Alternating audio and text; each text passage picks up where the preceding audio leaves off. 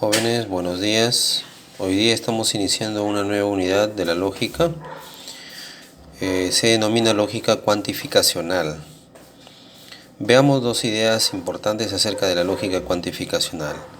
La lógica cuantificacional forma parte de la lógica de predicados. Esa es una primera idea. Significa que la lógica cuantificacional estudia también la lógica de predicados. Veamos la segunda idea. Estudia la relación entre el sujeto y el predicado de una proposición categórica usando cuantores lógicos. ¿Qué significa eso? Veamos este pequeño esquema. Aquí en este esquema o estructura proposicional ningún S es P. Esta R que está aquí es la relación que se establece entre el sujeto y el predicado de este enunciado utilizando un cuantor lógico, en este caso ningún. De eso se trata la lógica cuantificacional, de hacer el estudio de qué tipo de relaciones se dan entre el sujeto y el predicado utilizando los cuantores lógicos en una estructura categórica. ¿Cuáles son esos cuantores lógicos? Veamos más de cerca. Los cuantores lógicos lo podemos identificar primero a través de ciertos términos que ya son conocidos, por ejemplo el término todo. Simbólicamente se representa como para todo X, abro y cierro paréntesis. El término ningún. Simbólicamente se representa como para todo X, abro y cierro, pero este término ningún es un término universal negativo, por lo tanto hay que agregar un negador dentro. En cambio, el término anterior, que es todo, generalmente se expresa como una universal afirmativa, donde no aparece ningún negador dentro. El término algunos es un término o cuantor particular o existencial. Se simboliza con E de X, abro y cierro paréntesis. Y el otro término, algunos no, también, igual que en el caso anterior, es un término existencial o cuantor existencial que está acompañado de un negador, de tal manera que esto se simboliza como E de X, abro y cierro, y con el negador dentro. Veamos algunos casos de estructuras de proposiciones categóricas con un predicado. ¿Por qué con un predicado? Porque carecen de sujeto. Son proposiciones o estructuras categóricas que carecen de sujeto.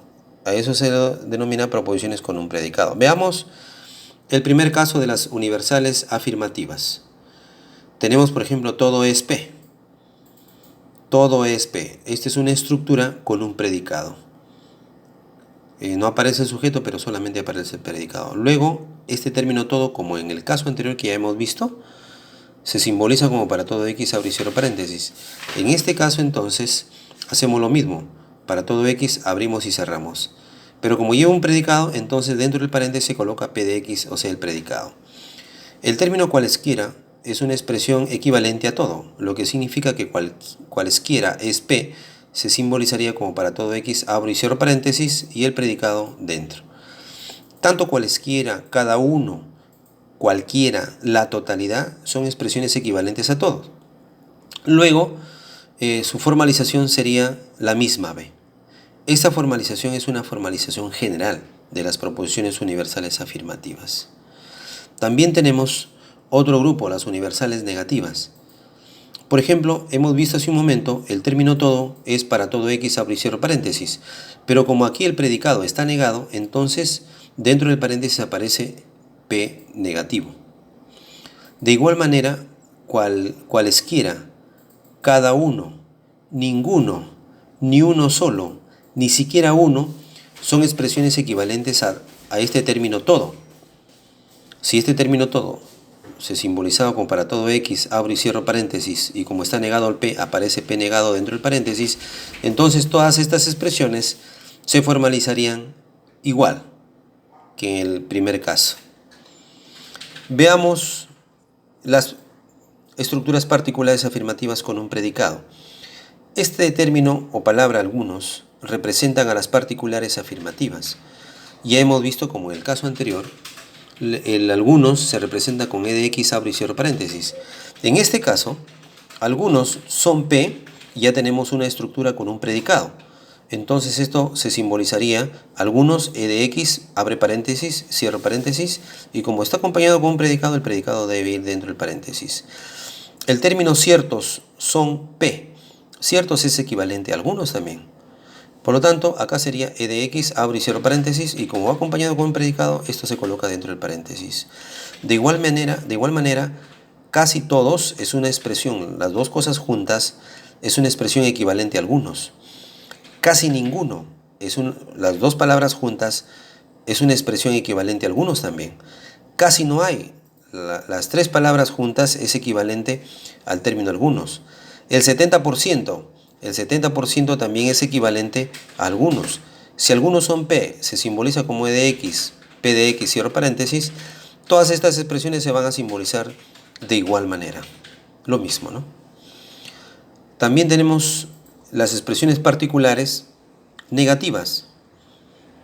Como ya hemos visto anteriormente, algunos se representa con e de x, abro y cierro paréntesis, pero como aquí el predicado está negado, entonces dentro del paréntesis aparece el predicado negado p de x. La palabra pocos es equivalente a algunos. La palabra o las dos palabras casi todos, las dos juntas, son equivalentes también al término algunos. Casi ninguno, las dos palabras juntas, son equivalentes también a algunos. Casi no hay, también las tres palabras juntas son equivalentes al término algunos. El 80% también es una expresión equivalente al término algunos. Por lo tanto, todas se simbolizarían como e de x, abro y cierro paréntesis, e de x, abro y cierro paréntesis. Y en todas está negado el predicado.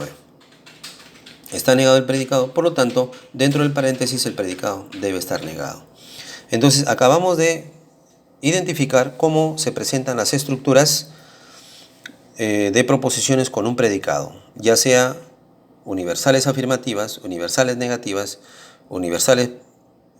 particulares afirmativas y las particulares negativas. Entonces las afirmativas no llevan negador, en cambio las negativas sí llevan todas las expresiones negativas, el negador. En las universales negativas, si se usa un término afirmativo, un término universal afirmativo, tiene que usarse un negador que niega al verbo. En cambio, si utiliza ninguno, ya no es necesario el negador porque ya está implícito la negación en este término o cuantor universal negativo.